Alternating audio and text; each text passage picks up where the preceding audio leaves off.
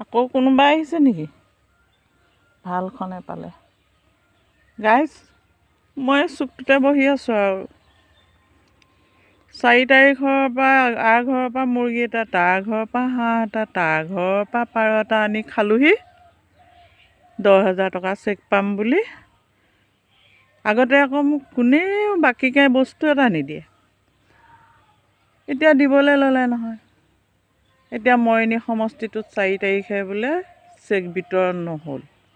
এতিয়া গতিকে মই আৰু কি কৰিম? এতিয়া মানুহ আহিয়ে আছে, কিমান নাই বুলি ক'ব। সেইকাৰণে বাৰী চুকতে লেচুজোপা তলতে লুকাই লুকাই থাকোঁ, দিনটোৱে সীমা আৰু মোৰ ইয়াতে লুকাই থাকোঁ আৰু। আকৌ কোনোবা আহিছে নেকি?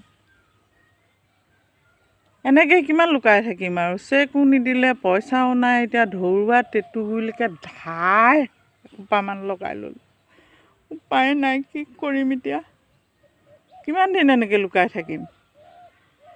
আপোনালোকৰ অনুৰোধ কৰিবচোন হিমন্ত বিশ্ব শৰ্মাক 10,000 টকা চেকটো দিবলৈ মৰিনী সমষ্টিত, নহ'লে বৰ দুখ হৈছে।